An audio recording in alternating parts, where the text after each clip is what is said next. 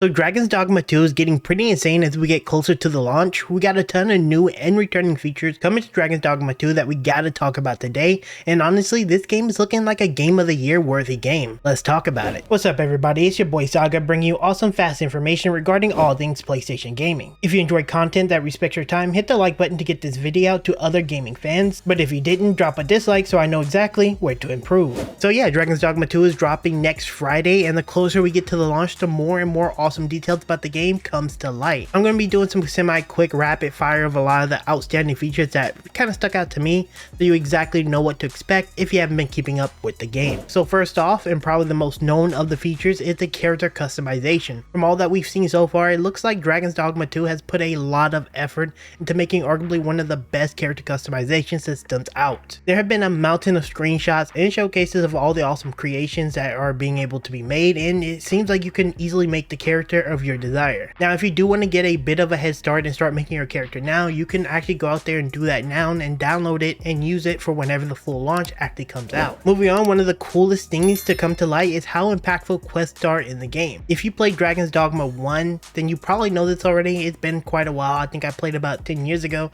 So the game has a really dynamic questing system where you'll be able to impact the world around you. Now I know a lot of games say just the same thing as well, but in Dragons Dogma 2 it actually means something. For example, you can have quests that have a time limitation that could give you rewards, say you save a certain NPC. Now if you didn't waste any time and you were able to get there and save the NPC, there's a good chance the person that sent you out to do the quest is going to be a little bit more favorable to you and give you access to things that you wouldn't otherwise have.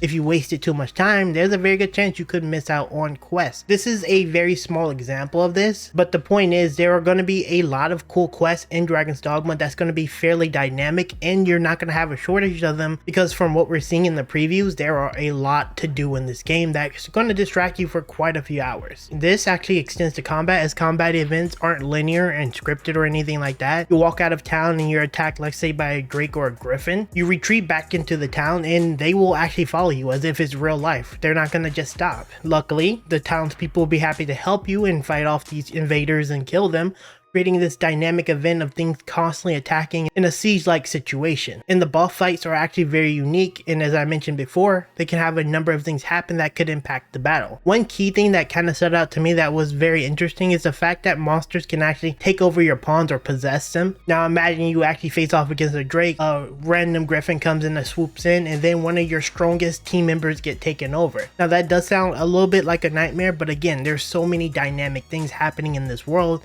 that makes combat really cool. But using our example where we retreated back to town, let's say for example an NPC died defending against this siege or this attack from this boss monster that you lure back to town. If that NPC had a quest of any sort, that quest would be lost and you would essentially lose out on it. Now as I said, there are going to be some remedies to like get the quest back. You're not completely locked out. For example, I think there was a way that you can actually use a resource to resummon them or bring them back to life. Their body will be transported to a cemetery and then you can go to the cemetery, use this special resource and bring them back to life, giving you the ability to do the quest. So it's not too hardcore, but keep in mind, as I said earlier, where the world changes around you, if you waste too much time, they will eventually not be able to be resurrected, and then you could in theory lose the quest permanently. So there's a little bit of leeway, but again, some dynamicness added to the world. A little bit of punishment for getting them killed, but the ability to redeem yourself, which is a great balance in my opinion. Now finally, I do want to quickly clear up some rumors that some people were claiming there was some cooking and housing in the game. Now while there is cooking in the game for sure, because we've seen a lot of cooking stuff, the dev team at Capcom actually did a really cool thing where they actually use real life cooking and like meats and stuff like that. You'll probably see it on screen now. Instead of using something in game, they actually decided it would be better to actually use real food, and that's why it looks really good to you. It's actually pretty genius if you ask me, but there is a rumor circulating around that there's housing and housing customization. Now part of this rumor came from the fact that there was an achievement in the game